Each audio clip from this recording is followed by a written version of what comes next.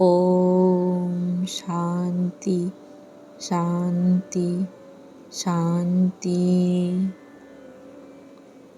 বন্ধুগণ, আমাদের জীবনে এমন অনেক দুঃখ, কষ্ট, অপমান আর একাকিত্ব আসে যা আমরা কাউকে বলতে পারি না। বাইরে সবাইকে হাসি মুখ দেখায়, অথচ ভেতরে ভেতরে ভেঙে পড়ি। আজ মা সারদা দেবী আমাদের এই অবস্থার জন্য এক অমূল্য পথ দেখিয়েছেন। আজকের প্রভাত নিবেদনে তাই আলোচনা করব।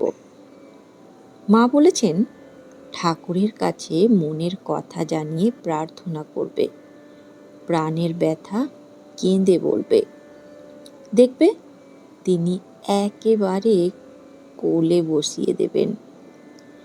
এই কয়েকটি শব্দের মধ্যে লুকিয়ে আছে শান্তি, ভালোবাসা এবং ঈশ্বর প্রাপ্তির সহজ পথ।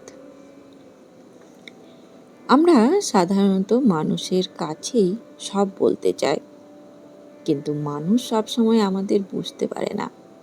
কখনো বিচার করে, কখনো উপহাস করে, কখনো আমাদের কষ্টকে ছোট করে দেখে। কিন্তু ঠাকুর, তিনি অন্তর্যামী, আমাদের না বলা কথাও তিনি জানেন। তবুও মা কেন বলেছেন মনের কথা জানিয়ে প্রার্থনা করবে? কারণ প্রার্থনা শুধু ঈশ্বরকে জানানো নয়, এটি নিজের হৃদয় খুলে দেওয়া। যখন মানুষ সত্যিকারের সরল মনে ঈশ্বরের কাছে নিজের দুঃখ নিবেদন করে, তখন তার অন্তর হালকা হয়ে যায়। মা বলেননি সুন্দর ভাষায় প্রার্থনা করতে, মা বলেননি বড় বড় মন্ত্র বলতে। তিনি বলেছেন, প্রাণের ব্যথা কেঁদে বলো।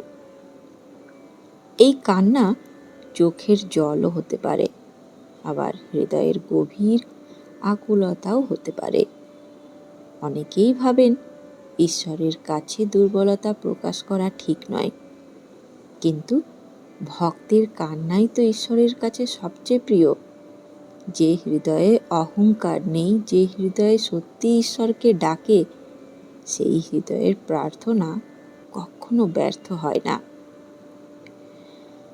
মা এখানে অপূর্ব একটি উপমা দিয়েছেন।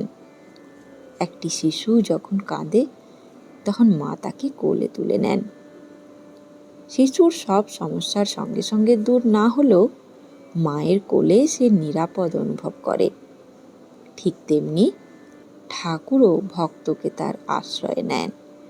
সমস্যা হয়তো তখনই দূর হবে না, কিন্তু অন্তরে এমন এক শক্তি, শান্তি ও সাহস জাগবে যা সব দুঃখকে সহ্য করার ক্ষমতা দেবে। এটাই ঈশ্বরের কৃপা।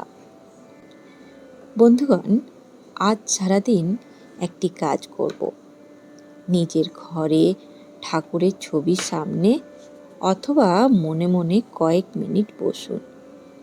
কোনো সাজানো কথা নয়, যেমন আছেন তেমন ভাবেই বলুন, ঠাকুর, আমি খুব কষ্টে আছি, তুমি জানো আমার মনের কথা, আমাকে ছেড়ে দিও না, তোমার আশ্রয়ে রাখো।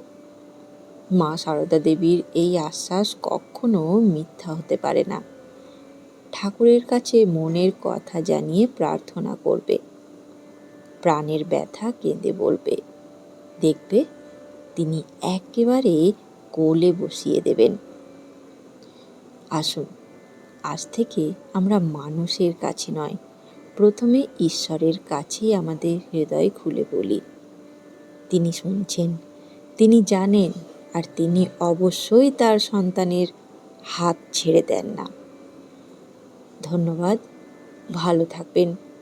ভিডিওটি ভালো লাগলে ভিডিওটিকে অবশ্যই একটি লাইক, শেয়ার এবং চ্যানেলটিকে সাবস্ক্রাইব করে নেবার অনুরোধ রইল, যাতে ঠাকুর, মা ও স্বামীজির এই বাণী আপনার কাছেও সবার প্রথমে পৌঁছে যায়।